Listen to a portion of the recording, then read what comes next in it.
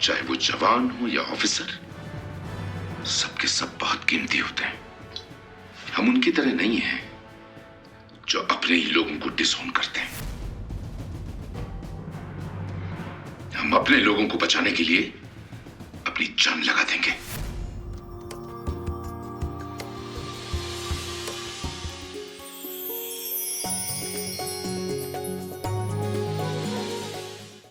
Hello. Hello, lieutenant Rudra Pratap, कुछ problem है? Well, पता नहीं गाड़ी अपने आप चलते चलते कैसे रुक गई। अब ये स्टार्ट ही नहीं हो रही है। ओके, बोनट खोलिए, इंजीनियर आपके सामने है। Sure. Can you please hold this? Thank you.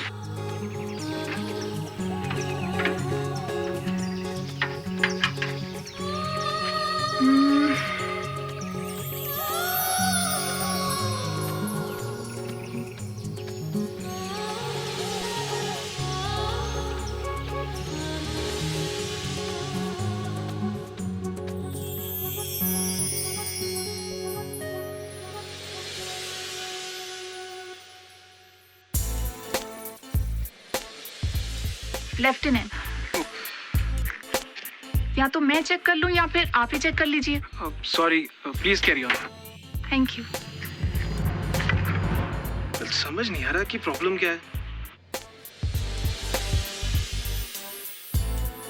आज सोचा कि जल्दी फ्री हो गया हूँ तो शॉपिंग के लिए चला जाऊंगा, लेकिन ये स्टूपिड कार। कुछ पता चला कि प्रॉब्लम क्या है? Lieutenant Rudra Pratap, please have some patience, मैं चेक कर रही हूँ ना। आई एम सॉरी, प्लीज आप चेक कीजिए।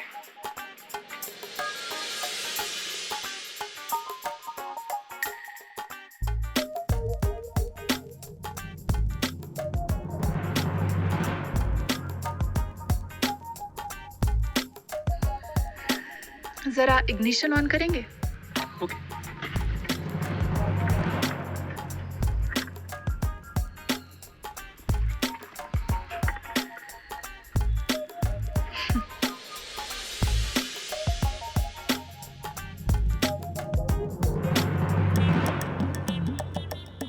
ये स्माइल का क्या मतलब है?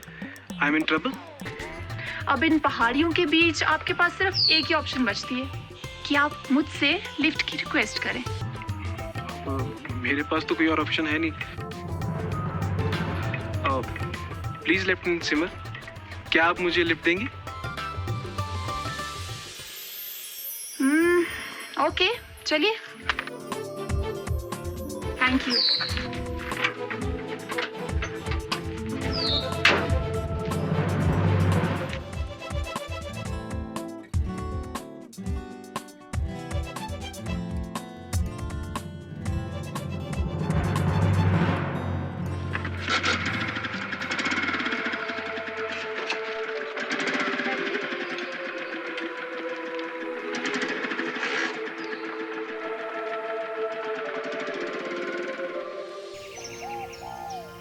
देखो, सबसे पहले ये देखा जाता है कि एरिया कैसा है। आपको इस बात की पूरी जानकारी होनी चाहिए कि एरिया का टेरेन कैसा है। ये टेरेन का क्या मतलब है साहब जी? इसका मतलब है इलाका कैसा है। पथरीला है, रतीला है, जंगल है, घाटी है, और उस इलाके में नदियां कितनी हैं, आप उन्हें पार कर सकते हैं या नहीं। ऐसा इसलिए क्योंकि एरिया के अकॉर्डिंग, एरिया के अनुसार हमें तैयारी करनी होती है। एग्जाम्पल, अगर एरिया रेतीला है तो आपको पानी ज्यादा मात्रा में रखना होता है। अगर आपको मॉडल के हिसाब से समझाना शुरू हो गया तो आप उस एरिया में बिना खतरा उठाए किसी भी बिल्डिंग में घुस सकते हैं। अगर आपको उस इलाके में छुपना पड़े तो जंगल कहां है, शहर कितनी दूरी पर है, और दुश्मन किस इलाके में माइंस बिछा सकता है। अगर पुल नहीं है तो कैसे नदी और दरिया को पार किया जाए। आर्मी का दूसरा काम है नेचुरल क्लाइमेटीज, मतलब कुदरती आपदा में लोगों की मदद करना। ऐसे में मॉडल की मदद से बाढ़ प्रभावित इलाके या फिर भूकंप प्रभावित इलाके में घुसने में आसानी होती है। हमें पता होता है कि कौन सा सेफ रास्ता लेकर हम वहां पहुंच सकते हैं और सुरक्षित वहां से लोगों को एक सेफ इलाके में पहुंचा सकते हैं। साहब, ये पाठ याद रखना तो बहुत जरूरी है। इससे हम किसी की भी मदद कर सकते हैं और कहीं भी पहुंच सकते हैं। गुड रोहित। कभी कभी मिलिटेंट्स किसी एरिया में घुस जाते हैं या फिर किसी बिल्डिंग में घुसकर उसमें कब्जा कर लेते हैं। ऐसे में इस मॉडल की मदद से हमें यह पता होता है कि कैसे उस बिल्डिंग के अंदर सुरक्षित घुस सकते हैं और कैसे वहां फंसे लोगों को एक सुरक्षित रूट से निकालकर एक सेफ जगह में पहुंचा सकते हैं।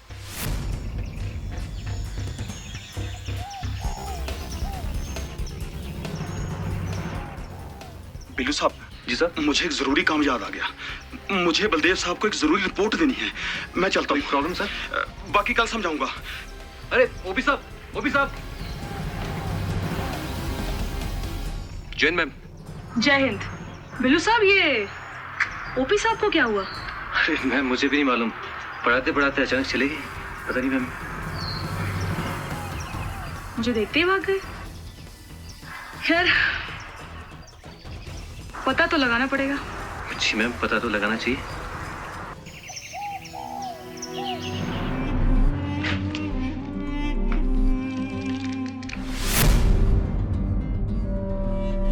ये बैग नकली हिंदुस्तानी करेंसी से भरे हैं। तुम लोगों को ये बैग एलओसी के पार लेकर जाने हैं। ये देखो शफकत, तुम भी देख लो। दुश्मन मुल्क को बर्बाद करने का सबसे आसान और सस्ता तरीका। हालांकि जनाब, मैंने कभी हिंदुस्तानी करेंसी इतने गौर से देखी नहीं, लेकिन ये लग तो बिल्कुल असली रहा। अब आप लोग ये बैग लेकर जाओ। आपको ये काम पूरी शिद्दत के साथ करना है। ये करेंसी पूरी हिफाजत के साथ वहां पहुंच जानी चाहिए, ठीक है? जी जनाब। अब आप जा सकते हैं। खुदा हाफिज जनाब। खुदा हाफिज। बैठो कैप्टन। शुक्रिया जनाब।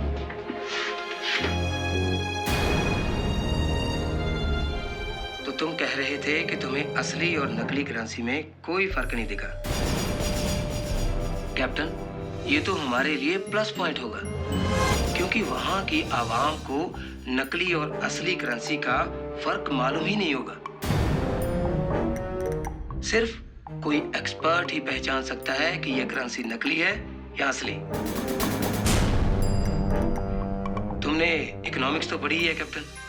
इतना तो तुम्हें भी मालूम है कि कोई भी मुल्क उतनी ही करेंसी छापता है जितनी उसे जरूरत होती है, उससे ज्यादा नहीं, क्योंकि उसकी करेंसी की इंटरनेशनल मार्केट में वैल्यू बनी रहती है।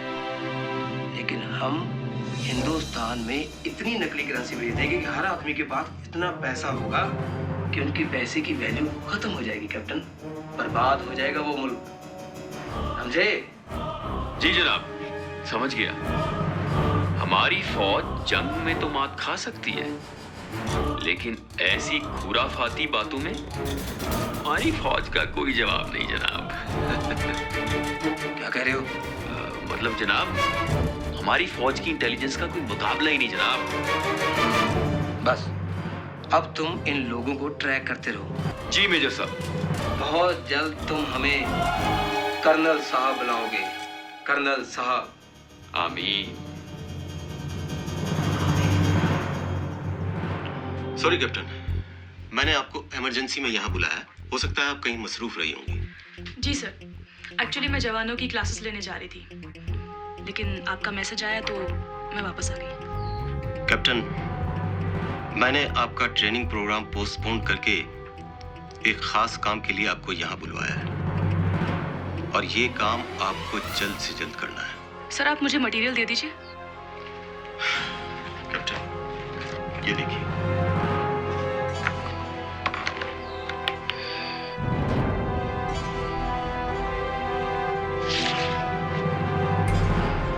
ठीक है सर, मैं ये डिटेल्स चेक कर लेती हूँ। सर, कोई और क्लू मींस इससे पहले कोई और कॉल रिकॉर्ड की गई हो?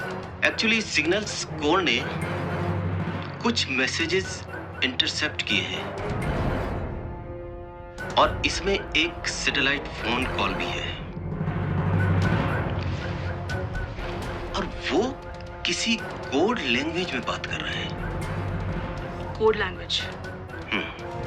ओके सर, आप मुझे ये ट्रांसक्रिप्ट भी दे दीजिए, मैं इन कोड्स को क्रैक करने की कोशिश करती हूँ। तो ये मुझे कब तक मिल सकता है? Sir, it depends. कभी कभी इन कोड्स को क्रैक करने में ज्यादा टाइम भी लग जाता है। कैप्टन, मुझे जल्द से जल्द इसकी ट्रांसलेशन चाहिए, क्योंकि मुझे इन दहशतगर्दों को पकड़ना है। Sir, I am damn sure कि ये हार्डकोर क्रिमिनल्स हैं। देखो कैप्टन, दहशतगर्द तो दहशतगर्द ही होता है, और ये हमारे देश के लिए बहुत बड़ा खतरा है। इससे पहले कि ये एलओसी पार करें, हमें इन्हें पकड़ना है, क्योंकि ये हमारी स्टेट के अंदर घुस गए तो बहुत बड़ा खतरा साबित हो सकता है। डोंट वरी सर, मैं इन कोड्स को जल्द से जल्द क्रैक करने की कोशिश करती हूँ। That's all sir. हाँ, अब आप जा सकती हैं। सर, जय हिंद सर।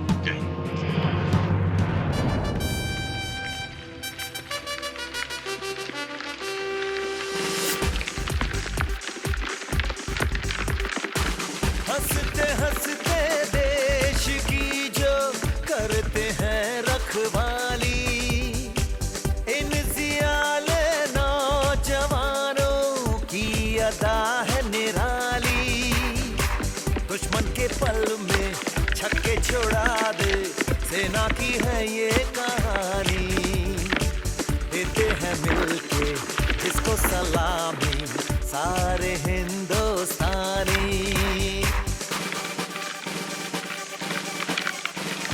पलटन पलटन हमारी पलटन, पलटन पलटन हमारी पलटन, पलटन पलटन। सारे जवान एक लाइन पे। आप लोगों को दौड़ाया जाता है, क्योंकि दौड़ना एक फौजी के लिए बहुत ही जरूरी है। इससे आप लोगों की फिजिकल फिटनेस बनी रहती है। किसी को कोई चोट? नहीं साहब। कोई प्रॉब्लम? नहीं साहब। अगर किसी को कोई तकलीफ है तो अभी भी लाइन तोड़ सकता है। मैं अभी आप लोगों से कुछ फिजिकल एक्सरसाइज कराने जा रहा हूं। सबसे पहले हम लोग सांस रोकने की एक्सरसाइज करेंगे। वो ऐसा इसलिए क्योंकि इससे हमें छिपने में आसानी होती है। इस पोजीशन में हम एक शव की तरह, एक डेड बॉडी की तरह लेटते हैं, ताकि हमारे दुश्मन को आभास ना हो हम उसके आसपास हैं। उसके बाद हम लोग रॉप क्लाइंबिंग करेंगे। दीवान सिंह, साहब, तुम्हें रोप में 1 मिनट तक लटकती रहना है। जी साहब। और हाँ, नीचे की तरफ मत देखना। जी साहब। चक्कर भी आ सकता है। कोई शक? नहीं साहब। जय हिंद। जय हिंद। सभी जवान आराम से। बिल्लू सिंह साहब, एक इमरजेंसी आ गई है। हमें पता चला है कि कुछ लोग एलओसी पार करने की कोशिश कर रहे हैं। पहले हमने एक्सरसाइज के बाद पेट्रोलिंग पर जाना था, लेकिन अब हम सीधा ऑपरेशन पर जाएंगे। ये ऑपरेशन 36 घंटे भी चल सकता है। आपके पास ड्राई राशन होना चाहिए, सिर्फ 36 घंटे के लिए। ज्यादा भार नहीं उठाना। जवान सिंह साहब, ख्याल रहे, आपको चढ़ाई चढ़नी पड़ेगी और दौड़ना भी पड़ेगा। जी साहब। कोई शक? नहीं साहब। सारे जवान बैरक में जाएं। अब 20 मिनट में रिपोर्ट करेंगे। और याद है, 20 मिनट मतलब 20 मिनट। अपनी राइफल के साथ वापस आएंगे। और हाँ, ड्राई राशन लेना मत भूलिएगा। लाइन तोड़।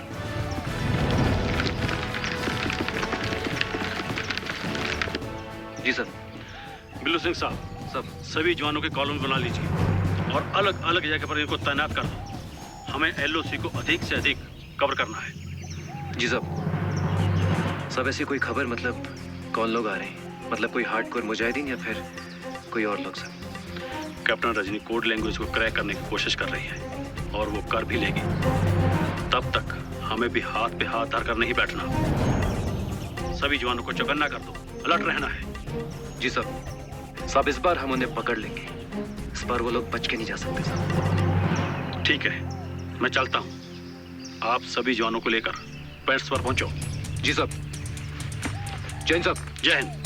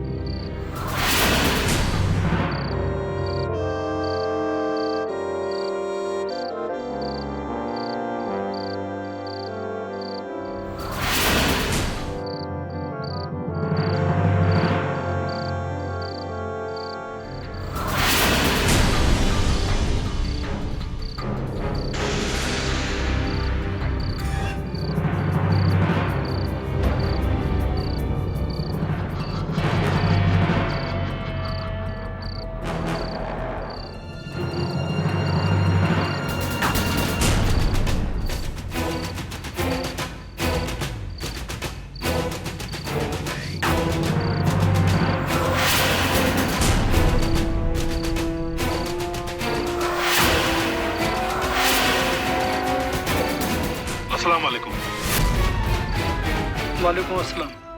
Code word? रात अंधेरी है, बच्चों को ध्यान से घर पहुंचा दो।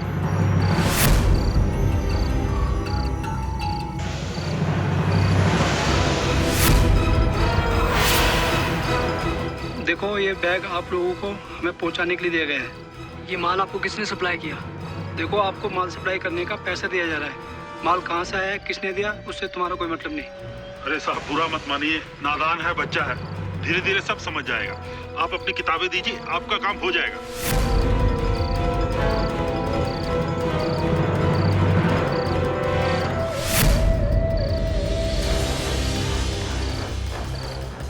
एलओसी पार करना हमारे बाएं हाथ का खेल है। वहां माल पहुंचा ही समझो।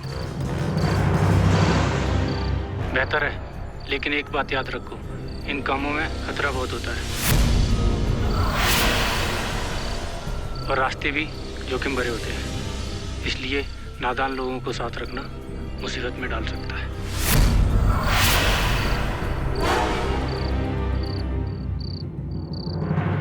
ठीक है भाई, हम ध्यान रखेंगे।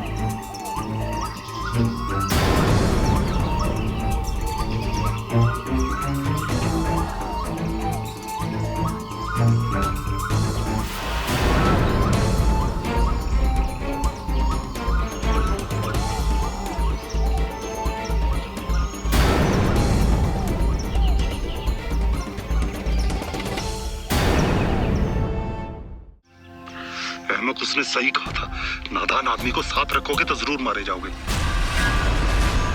बेवकूफ की बातें मत करो। क्यों क्या प्रॉब्लम है? अरे ये इंडियन आर्मी है, तुम्हें एक गोली चलाते और वो तुझे गोलियों से भून के रख देते। इंडियन रुपीस, ये तो मुमकिन नहीं हो सकता। हाँ, लेकिन